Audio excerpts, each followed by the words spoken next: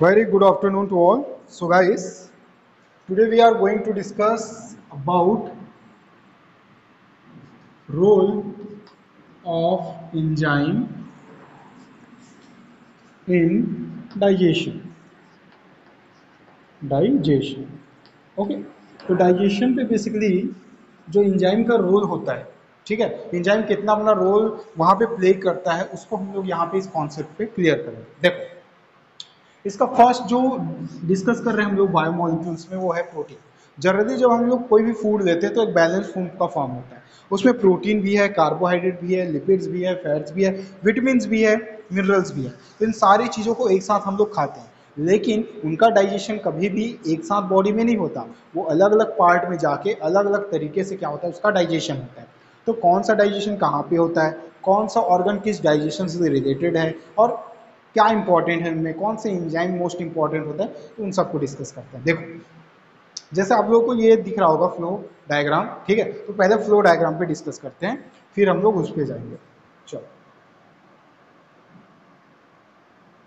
Okay, देखो, तो जो बेसिकली फर्स्ट जो स्टार्टिंग होता है बॉडी में डाइजेशन का, प्रोटीन का डाइजेशन है वो पहले माउथ में जाता है। पहले खाना तो पहले माउथ में ही जाएगा, तो माउथ में जो है वहाँ पे इसका पूरा ग्रेडिंग प्रोसेस कंप्लीट होता है और यहाँ पे प्रोटीन का डाइजेशन नहीं होता। Most most important MCQ question है आपके, किसी भी लेवल पे, नीट पे हो या कुछ भी हो, ठीक है। तो याद रखना कि प्रोटीन का डाइजेशन कहाँ पे नहीं होता, माउथ पे नहीं होता। वैसे कार्बोहाइड्रेट का डाइजेशन स्टमक में नहीं होता। तो ये पॉइंट्स जो है वो हाईलाइटेड पॉइंट्स होते हैं। ओके, तो मतलब मुंह में बस क्या कर रहा है, उसका ग्रेडिंग प्रोसेस हो रहा है, मैकेनिकल प्रोसेस हो रहा है, उसके बाद डायरेक्ट ये जो फूड होता है, प्रोटीन के जो सोर्स होते हैं वो डायरेक्ट कहाँ जाते हैं गाइस, स्टमक में जाता है। ठीक है, आप जनरली प्रोटीन शेक जानते होंगे, ठीक है, या जो जिम ज्वाइन जानते हो वो प्रोटीन प्रोटीन पाउडर ऐड करते हैं, तो वो एक्चुअल में क्या होता है, वो मिल्क लिक्विड फॉर्म में होता है। तो वो सीधा मुंह जो माउथ है उसमें उसका कोई एक्टिविटी ही नहीं होता, वहाँ पे आप इतना ज़्यादा प्रोसेस नहीं करते, वो स्टमक में जाके ही अपना कंप्लीट प्रोसेस करता है। देखो, तो ये जो प्रोटीन्स के फॉर्म है वो डायरेक्ट कहाँ मूव करते हैं, कहाँ ट्रांसफर होते हैं, स्टमक में। अब स्टमक के अंदर जाने के बाद प्रोटीन जो होते हैं गाइस, उसमें क्या आता है, हाइड्रोक्लोरिक एसिड। हाइड्रोक्लोरिक एसिड क्या होता है उसमें ऐड होता है, जिसमें पेप्सिन एंजाइम्स होते हैं। ये जो पेप्सिन एंजाइम है, मतलब ये गैस्ट्रिन फॉर्म होते हैं, एस्ट्रोगैस्ट्रिन है। तो ये पेप्सिन एंजाइम क्या होते हैं, हाइड्रोक्लोरिक एसिड की प्रेजेंसी में जो मीडिया है वो क्या हो जाता है, एसिडिक हो जाता है। एसिडिक क्यों होता है मैं कल बताया था, ताकि उसमें पेप्सिन एंजाइम क्या कर सके, अपना वर्क कर सके और पेप्टोन्स को किस में कन्वर्ट कर, प्रोटीन को किस में कन्वर्ट कर सके, पेप्टोन्स में। तो सेम वही फंक्शन यहाँ पे होता है, प्रोटीन जो होता है उसको किस में कन्वर्ट कर दिया जाता है, पेप्टोन्स में एंड प्रोटियोस में, दो फॉर्म में चेंज हो जाता है। देन ये पेप्टोन्स एंड प्रोटियोज को फिर ट्रांसफर करते हैं स्मॉल इंटेस्टाइन में, जहां पे इसका कंप्लीट ऑक्सीडेशन होता है, कंप्लीट डाइजेशन होता है guys, and the basically protein are converted into small monomer like structure, that is amino acids. तो अमाइनो एसिड्स तो मैं आपको बता चुका हूं कि कितने इसेंशियल है, कितने नॉन इसेंशियल है ना। मैं शॉर्ट ट्रिक भी बताया था, प्राइम मिनिस्टर इल टुडे, तो उसके बेसिस पे क्लियर करो। इसेंशियल नॉन इसेंशियल प्रोटीन्स को देखो, तो इसेंशियल नॉन इसेंशियल जो अमाइनो एसिड्स है वो यहाँ से फिर क्या होते हैं, फॉर्म होते हैं। हम प्रोटीन खा रहे हैं ना, प्रोटीन ले रहे हैं, ठीक है, तो ये जो है essential non essential form create करेंगे। ओके, तो ये प्रोटीन से अमाइनो एसिड बनने का जो प्रोसेस है वो पूरा एंजाइमेटिक होता है, ठीक है, उस पर डिस्कस करते हैं। देखो, जैसे ही स्मॉल इंटेस्टाइन पे आता है तो बाइल से बाइल जूस आता है और पेनक्रियाटिक जूस रिलीज होते हैं, तो इनका बहुत ज़्यादा एडवांटेज होता है इसके लिए, ठीक है, किसके लिए, बेसिकली आपके प्रोटीन्स के डाइजेशन के लिए, ठीक है। चलो, ओके,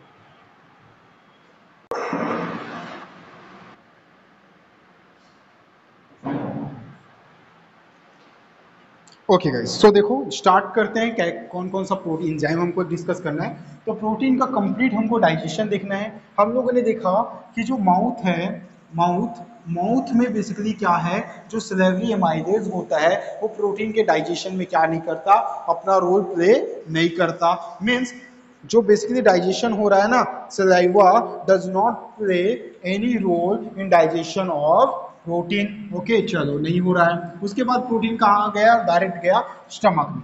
तो स्टमक में जैसे ये प्रोटीन क्या होता है, ऐड होता है, देखो कितने सारे एंजाइम्स यहाँ पे आप लोगों को विजिबल है। सो गाइस स्टमक में क्या होता है, due to the regular concentration of stomach wall, ठीक है, due to the regular concentration of the stomach wall, food is broken into small parts, the gastric juice contain pepsin and renin. Okay, तो जो यहाँ पे क्या होता है, यहाँ पे गैस्ट्रिक जूस प्रोड्यूस होता है जो पेप्सिन एंड रेनिन जैसे इंजाइम्स को कंटेन करके रखता है। देखो स्टमक वॉल तो पता ही है, वहां से क्या रिलीज हो रहा है, हाइड्रोक्लोरिक एसिड रिलीज हो रहा है, क्या काम करता है वो भी पता है, ठीक है, एसिडिक मीडिया प्रोवाइड करता है, इनके एक्शन के लिए मीडिया को क्या कर देता है, एसिडिक कर देता है, ठीक है। अब ये मीडिया क्या हो गया, एसिडिक हो गया गाइस। अब देखो यहाँ पे बनता कैसे है, मतलब ये जो एक्चुअल में होता है ना गैस्ट्रिन जूस, ये सब ये पहले ही होता है, मतलब हाइड्रोक्लोरिक एसिड स्टमक में पहले से प्रेजेंट होता है, पहले ही है, बट गाइस ये कभी भी एक्टिवेट फॉर्म में होता है क्या, नहीं, प्रो रेनिन तो होता है बट इनएक्टिवेट होता है, इनएक्टिव फॉर्म में रहता है, ओके। बट जैसे उसमें हाइड्रोक्लोरिक एसिड ऐड होता है तो इसका मीडिया क्या हो जाता है गाइस, एसिडिक हो जाता है। मीडियम जैसे ही एसिडिक होता है तो ये जो रेनिन होता है, प्रो रेनिन, वो कन्वर्ट हो जाता है रेनिन में, और ये होता है एक्टिव, यानी कि वर्क करने के लिए क्या है, रेडी है। बाइक सबके पास है क्या, बाइक रेडी है, नहीं, लॉक जैसे की ऑन करेंगे तब तो ऑन होता है ना, सेम वैसे ही है, ठीक है, इसका की फॉर्म है, समझ लीजिए। देन वैसे ही यहाँ पे आओगे तो पेप्सिन, पेप्सिन का पेप्सोमेजन के फॉर्म में होता है। अब देखो ये जो रेनिन है, रेनिन केसिन प्रोटीन जो होता है, केसिन प्रोटीन जानते हो, केसिन प्रोटीन दूध में रहता है, ठीक है, दूध में केसिन प्रोटीन है, तो दूध के फॉर्म्स आते हैं, विटामिन के फॉर्म आते हैं, तो वहां पे जो केसिन प्रोटीन है वो रेनिन के साथ ऐड होके एक पीएच मेंटेन करते हैं गाइस, जिसका पीएच 5.6 के अप्रॉक्स होता है। फिर ये जो होता है किस में कन्वर्ट हो जाता है, पैरा केसिन में, ठीक है, किस में कन्वर्ट होगा, पैरा केसिन में, मतलब ये कॉम्प्लेक्स बनाने वाला है, ठीक है, तो पैरा केसिन में कन्वर्ट हो गया। ये जो पैराकेसिन होता है ना, ये पैराकेसिन कैल्शियम्स को जो बेसिकली मिल्क में मिलता है या फिर बोन से आ रहा है या कोई अदर सोर्सेस हैं, तो ये पैराकेसिन पैराकेसिन कैल्शियम के साथ रिएक्ट करते कैल्शियम पैरासीन बनाता है, जिसको सॉलिड कर्ड बोलते हैं। क्या बोलते हैं, सॉलिड कर्ड, एक सॉलिड फॉर्म बनता है, ठीक है, एसिडिक रहता है, क्यों रहेगा एसिडिक, क्योंकि हाइड्रोक्लोरिक एसिड है, ओके, तो ये एक एसिडिक फॉर्म बन गया, ठीक है। तो देखो स्टेप्स याद रखना, rennin casein protein, paracasein, paracasein calcium, calcium paracasein, okay, paracasein, फिर कैल्शियम पैरासीन जो है, कैल्शियम पैरासीन जो है वो पेप्सिन से रिएक्शन करता है। देखो रेनिन का रिएक्शन समझ आया कि रेनिन क्या कर रहा था, रेनिन बेसिकली कैल्शियम पैरासीन बना रहा था, सॉलिड कर्ड बना रहा था, ताकि इसमें बेसिकली क्या हो, ये एसिडिक बन जाए, सॉलिड कर्ड बन जाए, और ये सॉलिड कर्ड जो एसिडिक होगा, एसिडिक होगा, फिर उस पर कौन रिएक्शन करेगा, उस पर रिएक्शन करे पेप्सिन,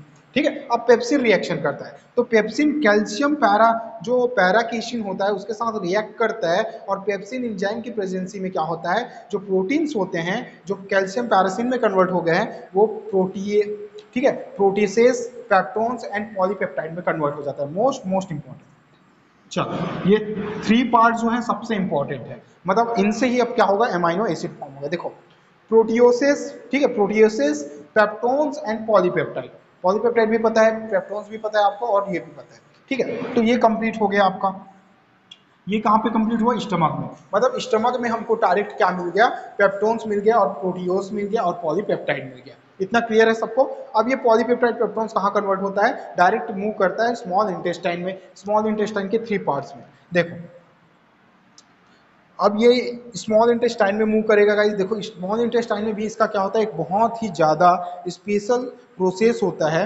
जो स्मॉल इंटेस्टाइन होता है गाइस, वो स्पेशल क्या होता है, इंटेस्टाइनल जूस सिक्रेट करता है, पेनक्रियाटिक जूस सिक्रेट करता है, जो कि बेसिकली कहाँ पे आता है, इंटेस्टाइन पे आता है। यहाँ पे अगर गौर करके होगे तो इंटेस्टाइनल जूस अलग है, पेनक्रियाटिक जूस अलग आ रहा है, बाइल जूस अलग आ रहा है, तो ये मिक्स होके इंटेस्टाइनल जूस और पेनक्रियाटिक जूस जो है वो मिक्स होके एक इंटरमीडिएट फॉर्म बनाता है गाइस, ठीक है। ये जो होते हैं ये क्या करते हैं, प्रोटीएसेस को कंटेन करके रखते हैं, प्रोटीएसेस एंजाइम्स को कंटेन करके रखते हैं, एंड बेसिकली ये जो है वो एक क्या करते हैं, एक intestinal mixed intestinal juice secrete करते हैं, जिसको बोलते हैं इंट्रोकाइनेज या फिर इंट्रोपेप्टाइडेज, ठीक है। क्या बोलेंगे, इंट्रोकाइनेज, देखो इंट्रोकाइनेज या फिर इंट्रोपेप्टाइडेज, ठीक है, दो फॉर्म याद रखना, मतलब यहाँ पे स्मॉल इंटेस्टाइनल का intestinal juice intestinal juice plus pancreatic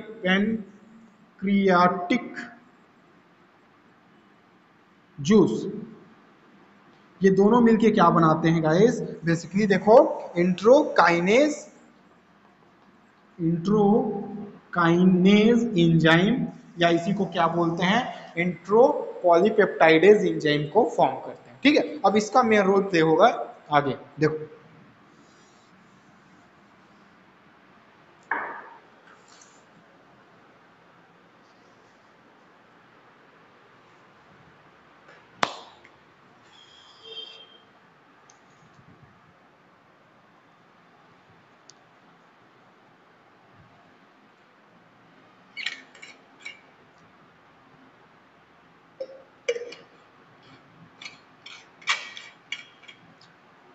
चलो इजी स्टेप्स है, बहुत इजी है, बस नेम थोड़ा सा न्यू लगेगा बट प्रैक्टिस हो जाएगा। देखो स्मॉल इंटेस्टाइन में आया, कौन से फॉर्म में आया, प्रोटियोसस, पेप्टोन्स एंड पॉलीपेप्टाइड के फॉर्म में आ गया। यहाँ पे एक और एंजाइम क्रिएट हो गया है ना, इंटेस्टाइनल एंजाइम, इंटेस्टाइनल जूस और पेनक्रियाटिक जूस मिलके क्या बन फॉर्म कर दिया, इंट्रोकाइनेज एंजाइम बना दिया। अब देखो ट्रिप, ठीक है, ट्रिप्सिनोजिन, देखो ट्राइप्सिनोजिन होता है, एक फॉर्म होता है ट्रैप्सिनोजिन। ठीक है, ट्रैप्सिनोजिन जो होता है वो क्या है, एक्चुअल में स्मॉल इंटेस्टाइन के अंदर रहता है, जो इनएक्टिवेट फॉर्म है। अब इसमें भी एक्टिव और इनएक्टिवेट होता है ना, इनएक्टिवेट फॉर्म है जो इंट्रोकाइनेज एंजाइम के बनने के बाद, यानी कि जूस सीक्रेट होने के बाद ट्रैप्सिन में कन्वर्ट होता है, यानी एंजाइम क्या हो गया, एक्टिव हो गया। एंजाइम पहले क्या था, इनएक्टिव था, किसके फॉर्म में था, ट्रिप्सिनोजिन के फॉर्म में था, जो ट्रैप्सिन एंजाइम क्या हो गया, एक्टिव हो गया। ठीक, एक्टिव फॉर्म हो गया। तो आपको याद होना चाहिए कि ट्रिप्सिन जो है वो किसका इनएक्टिवेट फॉर्म होता है, ट्रिप्सिनोजीन का फॉर्म होता है। किसकी हेल्प से एक्टिवेट होता है, इंट्रोकाइनेज की। ये जितना भी बता रहा हूँ ना, ये नीट लेवल के क्वेश्चन में बहुत इंपॉर्टेंट होते हैं। ठीक है, तो मिस मत करना। एग्जाम में तो जैसे तैसे 11th में इतना हार्डली तो नहीं पूछता, बट आपको पता होना चाहिए कि स्टेप्स क्या हैं, क्योंकि आपको टारगेट सिर्फ 11th नहीं रखना है, आपको 12th नहीं रखना, आपको कॉम्पिटिटिव एग्जाम को ही टारगेट रखना है। देखो तो ये इनएक्टिवेट फॉर्म याद रखना। ठीक है, इंट्रोकाइनेज की प्रेजेंसी में क्या होता है, ट्रैप्सिन, मैं कल बताया था आपको, ट्रैप्सिन, पेप्सिन। ठीक है, ये जो है जितने भी एंजाइम्स है किसके डाइजेशन के लिए हेल्प करते हैं, ट्रैप्सिन किसके लिए था, प्रोटीन के लिए। तो देखो अब ये ट्रैप्सिन एंजाइम, ठीक है, फिर से कन्वर्ट करेगा। अब देखो एक एंजाइम हुआ, दूसरा देखो, अब ये जो ट्रैप्सिन एंजाइम है वो कहाँ जाता है, आपका बेसिकली कैमोट्रैप्सिनोजेन के पास। ये जो कैमोट्रैप्सिनोजेन होता है वो ट्रैप्सिन एंजाइम की प्रेजेंसी में कन्वर्ट हो जाता है कैमोट्रैप्सिन में। एंड कैमोट्रैप्सिन जो होता है, देखो कैमोट्रैप्सिन कन्वर्ट हुआ, फिर प्रो कार्बोक्सी पेप्टोज, प्रो कार्बोक्सी पेप्टोज जो होता है एंजाइम, ये ट्रैप्सिन एंजाइम की प्रेजेंसी में फिर से किस में कन्वर्ट होता है, कार्बो पेप्टिडोज। ठीक है, पेप्टाइडोज, पेप्टाइडेज। ठीक है, तो प्रो कार्बोपेप्टाइडेज ट्रैप्सिन एंजाइम के प्रेजेंस में कार्बोपेप्टाइडेज में कन्वर्ट हो जाता है। देखो क्या क्या मिल गया, ट्रैप्सिन मिला, कैमोट्रैप्सिन मिल गया और कार्बोपेप्टाइडेज मिल गया। सबका फॉर्म पता है, ये पेप्सिन एंजाइम आया, ये पेप्सिन एंजाइम की प्रेजेंसी में ये दो जो है वो दो कन्वर्ट हो गए कि कैमोट्रैप्सिनोजेन में और कार्बोपेप्टाइडेज में। तो ये दो एंजाइम यहाँ से हो गए।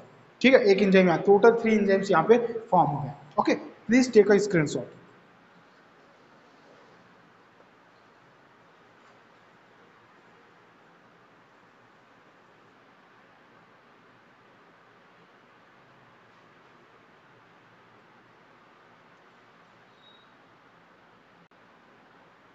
ओके, अब देखो ये जो 3 एंजाइम है इस पे पूरा फोकस करेंगे हम लोग। तो इतना सारे एंजाइम जो है ना, सबका प्रॉपर्टीज अलग अलग होता है, इसलिए ये सारे बनते हैं। ठीक है, देखो ये चीजें तो बन गई है, ये बन के तो रेडी है, लेकिन क्या होता है कुछ ऐसे कॉम्प्लेक्स प्रोटीन होते हैं जिनका कंप्लीट डाइजेशन जो होता है वो अकेला स्टमक नहीं कर पाता। कई बार ऐसा होता है कि कंप्लीट डाइजेशन के लिए मतलब बहुत ज़्यादा अमाउंट अगर प्रोटीन हो जाए, तो ऐसा नहीं है कि सिर्फ प्रोटीन का जो स्टमक है वो उसको डिवाइड करना स्टार्ट करेगा, नहीं, डिसोसिएट डाइजेस्ट करने का काम अगर उससे नहीं हो रहा है तो हल्का डाइजेस्ट करने के बाद उसको आगे बढ़ा देता है, वहाँ उसका आधा का डाइजेशन होना स्टार्ट होता है। मतलब मतलब अगर प्रोटीन बहुत बड़ा है तो उसके टू पार्ट्स हो जाएंगे, एक चला जाएगा स्टमक में और एक चला जाता है स्मॉल इंटेस्टाइन में। इसका डाइजेशन होगा, इसका डाइजेशन होगा, इसका डाइजेशन होकर ये फॉर्म हुआ, इसका डाइजेशन होकर यही फॉर्म होगा, उसके बाद दोनों को कन्वर्ट कर देंगे एमाइनो एसिड में। ठीक है, तो प्रोसेस थोड़ा फास्ट होता है और ईजी हो जाता है। देखो यही प्रोसेस यहाँ पे हो रहा है।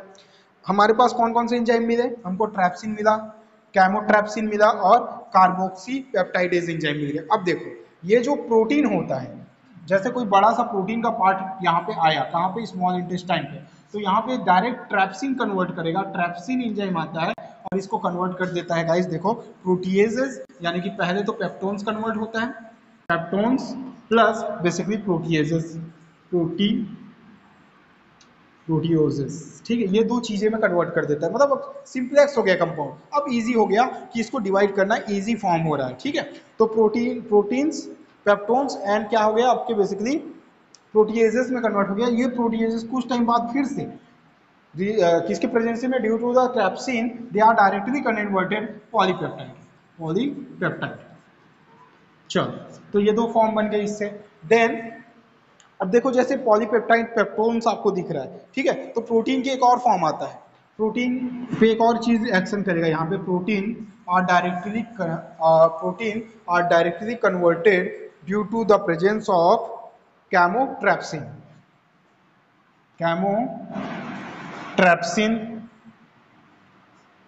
कैमोट्रैप्सिन फिर से वर्क करेगा, ठीक है, किसके? हाफ पार्ट ऑफ प्रोटीन पे, हाफ पार्ट पे ट्रैप्सिन कन्वर्ट करेगा। रीजन ये है कि ट्रैप्सिन से ही क्या बना है? कैमोट्रैप्सिन बना है। तो जो कैमोट्रैप्सिन है वो भी क्या करेगा? सेम रिएक्शन करेगा गाइस, और इसको भी किस में कन्वर्ट कर देगा? सेम फॉर्म में, यानी पेप्टोन्स और पॉलीपेप्टाइड में कन्वर्ट कर देगा। ठीक है, चलो अब हमारे पास टोटल क्या बचा? हमारे पास टोटल बच गया ये जो प्रोटीएजेस है वो फिर से कन्वर्ट हो जाएगा किसमें? पॉलीपेप्टाइड में। तो पेप्टोन्स और पॉलीपेप्टाइड, बस पेप्टोन्स एंड पॉलीपेप्टाइड हमारे पास बचा। चलो अब लास्ट का जो एंजाइम होता है, कौन सा एंजाइम बच गया? देखो कार्बोक्सी पेप्टाइडेज, ये सबसे इंपॉर्टेंट प्रोटीन होता है, सॉरी एंजाइम होता है, सबसे इंपॉर्टेंट एंजाइम है कार्बोक्सी पेप्टाइडेज। ठीक है, ये जो कार्बोक्सी पेप्टाइडेज है ये बहुत इंपॉर्टेंट वर्क करता है गाइस। पेप्टोन्स को कुछ टाइम बाद ये कन्वर्ट करेगा पॉलीपेप्टाइड में। ठीक है, ये पूरा जो पेप्टोन्स है वो कन्वर्ट हो जाएगा पॉलीपेप्टाइड। देखो प्रोटीएज पॉलीपेप्टाइड में कन्वर्ट हुआ, पेप्टोन पॉलीपेप्टाइड में कन्वर्ट हो गया, बचा लास्ट में क्या? सिर्फ पॉलीपेप्टाइड, पॉलीपेप्टाइड। अब पॉलीपेप्टाइड पे वर्क कौन करता है? कार्बोक्सी, दिखा, कार्बोक्सी पेप्टाइडेज, पेप्टाइडेज, ये कार्बोक्सी पेप्टाइडेज इसमें वर्क करेगा। ओके, और इस पे एक्शन करने के बाद इसका एक इंपॉर्टेंट पॉइंट बन जाता है, डेट इज एमाइनो एसिड। किसमें तोड़ देगा उसको? एमाइनो एसिड में। चलो ये समझ में आया, मतलब ये पूरा ऐसा स्ट्रक्चर होता है। फाइनल रिजल्ट क्या मिलता है? Amino acid. ये एमाइनो एसिड फिर क्या करेगा? अपने आप को रिप्लेसमेंट करेगा। रिप्लेसमेंट कैसा? देखो डीएनए के सीक्वेंस बनेंगे, डीएनए अपना एक मैसेज भेजेगा। ठीक है, जैसे कि समझ लो हमारे फेस में कोई ब्राइटनेस नहीं है, ठीक है, तो फेस डल हो गया, तो उसको चमक लाने के लिए, फेस में चमक लाने के लिए प्रोटीन चाहिए होता है, तो वो प्रोटीन हमारे बॉडी में है ही नहीं, तो वो प्रोटीन बनने के लिए क्या होगा? डीएनए उसको एक मैसेज करेगा। मैसेज जो होगा यानी कि एमआरएनए के फॉर्म में कहाँ पहुंचेगा? साइटोप्लाज्म में। साइटोप्लाज्म में क्या मिलेगा? साइटोप्लाज्म में एमआरएनए का मैसेज मिलेगा। अब उस एमआरएनए के अकॉर्डिंग क्या चाहिए होगा? ट्रांसफर आरएनए, टीआरएनए क्या लेके आएगा? Amino acid. मतलब इजी समझा रहा हूँ, ये एमाइनो एसिड कन्वर्ट होकर कहाँ जाएगा वो मैं बता रहा हूँ। ठीक है, तो ये आपको क्लियर है, पहले इतना बताओ, उसके बाद नेक्स्ट आगे का जो स्टेप है, हालांकि हम लोग का प्रोटीन का डाइजेशन कंप्लीट हो गया, बट इसका इंपॉर्टेंट बस मैं आपको बता दूं, देन ये और कंप्लीट हो जाएगा। चल इतना कंप्लीट है, सबको क्लियर है कि और रिपीट करने की जरूरत है? ये आप लोग मुझे बताओ। ओके गाइस, चलो इजी है, बहुत इजी स्टेप्स है, कुछ नहीं है। देखो प्रोटीन हम लोगों ने खाया, जैसे मच्छी जो होते फिश, फिश में बहुत सारा हाई अमाउंट में क्या होता है? प्रोटीन ही होता है, याद रखना। ठीक है, लेकिन एक्चुअल में क्या है, मैक्सिमम लोग फिश नहीं खाते, तो उसके लिए भी अदर सोर्स हैं, वेजिटेबल्स में है, फ्रूट्स में है, प्रोटीन के सोर्सेस हैं। बट मैक्सिमम क्या होते हैं? फिश जो है, फिश ऑयल है या उसके कॉम्प्लीमेंट जो है। अच्छा, इसका एक मैं बढ़िया सा आप लोगों को क्या करूँगा, एक सैंपल सेंड करूँगा, उसमें क्या खाना चाहिए, कौन सा किसके कॉम्प्लीमेंट्स हैं, ठीक है, वो सब मिलेगा आपको। देखो जो आप प्रोटीन ले रहे हो, प्रोटीन आप खाए, उसका माउथ में कोई डाइजेशन हुआ क्या? नहीं, यानी कि माउथ में उसका कोई डाइजेशन नहीं हुआ, वो डायरेक्ट कहाँ चला जाता है? स्टमक में। स्टमक में इसका डाइजेशन होता है, ठीक है। किसकी वजह से? पेप्सिन एंजाइम की वजह से। ये जो होता है हाइड्रोक्लोरिक एसिड क्या करता है? इसको एसिडिक बनाता है, और पेप्सिन एंजाइम प्रोटीन को पेप्टोन्स और प्रोटीएजेस में कन्वर्ट होता है। ये प्रोटीएजेस बाद में पॉलीपेप्टाइड में चेंज होता है। ओके, फिर ये जो बाकी जो फेस है, या फिर जो डायरेक्ट प्रोटीन की और जो सैंपल है जो डायरेक्ट कहाँ चले जाते हैं? स्मॉल इंटेस्टाइन में चले जाते हैं। उनको कौन कन्वर्ट कर देता है? Amino acid, due to basically the presence of bile and pancreatic juice. Okay, अब देखो ये पूरा प्रोसेस जो है वो इंजाइमेटिक होगा। कैसे होगा? देखो, फर्स्ट जो होता है कहाँ पे कंप्लीट होता है ये प्रोसेस? ओ चल कोई नहीं, फर्स्ट जो स्टेप है वो कंप्लीट होता है स्टमक में। स्टमक में जो होता है हाइड्रोक्लोरिक एसिड रिलीज होता है। ये हाइड्रोक्लोरिक एसिड जो है सबसे पहले तो पेप्सिन जो सोया हुआ होता है उसको जगाता है, ठीक है। तो यहाँ पे एक इंजाइम होता है जिसको मैं आप लोगों को बताया था, ठीक है। कौन सा इंजाइम है यहाँ पे? प्रोरेनिन। प्रोरेनिन इंजाइम को कौन एक्टिवेट करता है? प्रोरेनिन को एक्टिवेट करता है हाइड्रोक्लोरिक एसिड। वो किस में कन्वर्ट होता है? रेनिन में। रेनिन में कन्वर्ट होने के बाद रेनिन किसके साथ मिल जाता है? कैसिन प्रोटीन के साथ मिलता है, और कैसिन के साथ मिलकर वो क्या बनाता है? पैरा कैसिन बनाता है। फिर पैरा कैसिन और एक चीज और क्या? कैल्शियम। दोनों ऐड होते हैं क्योंकि कैल्शियम मिल्किंग फॉर्म है, वो डायरेक्ट ऐड होकर क्या बनाता है आपका? Calcium para casein. Calcium para casein. अभी जो कैल्शियम पैरा केसिन होता है गाइस, अब उस पे कौन वर्क करता है? वो क्या है? एक सेमी सॉलिड सॉलिड क्या है? कर्ड होता है। तो उस पे कौन वर्क करता है? अब आपका पेप्सिन वर्क करता है, ठीक है। और ये पेप्सिन उस पर वर्क करके क्या क्या बनाता है? देखो, कैल्शियम पैरासिन जो है, ठीक है, कैल्शियम पैराकीसिन पे वर्क करेगा पेप्सिन, और पेप्सिन कन्वर्ट करेगा इसको प्रोटियोजेस में, पेप्टोन्स में और पॉलीपेप्टाइड में। तीन चीजें बन गया। कुछ टाइम बाद ये प्रोटीएजेस पॉलीपेप्टाइड में कन्वर्ट हो जाएगा, पेप्टोन्स पॉलीपेप्टाइड में कन्वर्ट हो जाएगा। मतलब टोटल हमारे पास क्या बनेगा? पॉलीपेप्टाइड बचेगा, क्योंकि ये स्मॉल यूनिट होता है उसका, ठीक है। चल, अब ये खाना कहाँ गया? ये प्रोटीन के सोर्स कहाँ गए? स्मॉल इंटेस्टाइन में। स्मॉल इंटेस्टाइन में जाने के बाद इसमें और भी बहुत सारे क्या होते हैं, आपको एक्टिविटीज देखने को मिलेगा। जैसे क्या? देखो, ये जो ट्रिप्नो जो आपका ट्रिप्सोनिज, सॉरी एक मिनट, हाँ, हो ओके, ट्रिप्नोजीन जो है बेसिकली, ठीक है, ये ट्रिप्नोपैप्सिनोजीन जो होते हैं वो एक इंट्रोकाइनेज एंजाइम बनाते हैं। इंट्रोकाइनेज एंजाइम क्या है? जब intestinal juice and basically pancreatic juice जब मिक्स होता है तब क्या बनता है? इंट्रो आपका काइनेज एंजाइम बनता है, तो डायरेक्टली एक्शन होगा, ठीक है। और ये जो इनएक्टिवेट आपका ट्रिप्नोनोजिन है वो कन्वर्ट हो जाएगा ट्रैप्सिन में, तो ट्रैप्सिन एंजाइम बन गया। अब ये ट्रैप्सिन एंजाइम किस पे काम करता है? कीमोट्रैप्सिनोजन पे। और कीमोट्रैप्सिनोजन जो होता है वो ट्रैप्सिन की प्रेजेंसी में किस में कन्वर्ट होता है? कीमोट्रैप्सिन में। सेकंड नंबर का क्या बन गया? एंजाइम बन गया।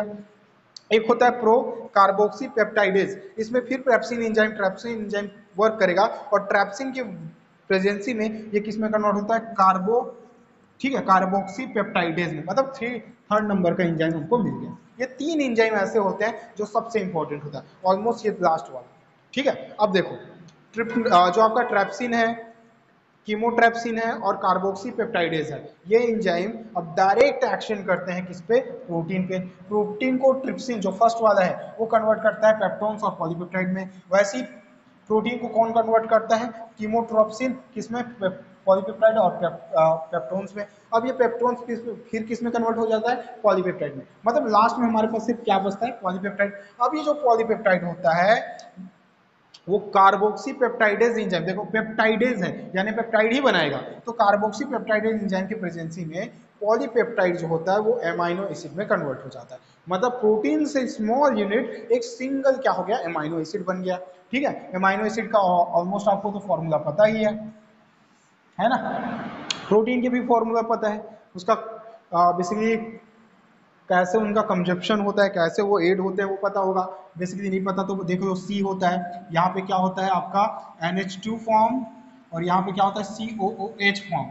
देन यहाँ पे क्या होगा? एक R होगा, यहाँ पे H होगा। ये क्या है आपका? Amino acid. इसके यूनिट जुड़ के क्या बनाते हैं? पॉलीपेप्टाइड। पॉलीपेप्टाइड क्या बनाते हैं? प्रोटीन बनाते हैं। उसी को वापस रिपीट कर रहा है, तोड़ रहा है, क्योंकि वो पहले क्या हुए, जो एनिमल्स हैं जैसे हमारी बॉडी में ही क्या हुए हैं, देखो हर किसी का घर हर किसी को अच्छा नहीं लगता, तो अगर किसी को वहां पे घर बनाना होता है तो वो यूनिट्स को तोड़ता है और फिर वहां उसको डेवलप करता है। सेम ऐसे ही हमारे बॉडी में जो प्रोटीन चाहिए वो दूसरे के प्रोटीन से काम नहीं चलता। जैसे फिश की बॉडी अलग तरीके से बनी, हमारी बॉडी अलग तरीके से बनी है, तो फिश के पास तो रॉ मटेरियल है ना, प्रोटीन तो है ना, तो जब वो प्रोटीन हम खाते हैं तो उन प्रोटीन को पहले छोटे छोटे छोटे छोटे पार्ट्स में तोड़ते हैं, यानी अमाइनो एसिड्स में। जब ये अमाइनो एसिड में टूट जाते हैं तब हम अपने बॉडी के अकॉर्डिंग देखते हैं कि हमारी बॉडी को कौन सा प्रोटीन चाहिए। ठीक है, जैसे कोई चीज़ है, कोई भी ब्लड है, तो ब्लड हमारा फॉर्म नहीं हो रहा है, तो ब्लड के लिए हमें हीमोग्लोबिन चाहिए यानी ग्लोब्यूलिन प्रोटीन चाहिए। तो ग्लोब्यूलिन प्रोटीन के लिए जो अमाइनो एसिड्स होते हैं वो अटैच होके, ठीक है, क्या बनाते हैं, ग्लोब्यूलिन प्रोटीन बनाते हैं। तो ये जो यूनिट्स हैं उसके लिए प्रोटीन चाहिए होता है। ठीक है, डायरेक्ट किसी का प्रोटीन हमारे बॉडी में डायरेक्ट फॉर्म से ऐड नहीं होता, उसको रीअसेंबल करना पड़ता है। ठीक है, तो ये ऑल अबाउट क्या है गाइस, आपका प्रोटीन। आई थिंक इतना क्लियर हो गया होगा आप लोगों को। ठीक है, यूनिट्स क्या हैं, ठीक है, कंपाउंड्स क्या हैं, ये सब फॉर्म। अगर इसमें एक और एमाइनो एसिड जोड़ दो तो ये पेप्टाइड में कन्वर्ट होना स्टार्ट हो जाता है। तो हमेशा याद रखना, एमाइनो एसिड का जब क्या होता है, पॉलीमराइजेशन होता है तो पेप्टाइड चेन बनता है, पेप्टाइड चेन बनता है।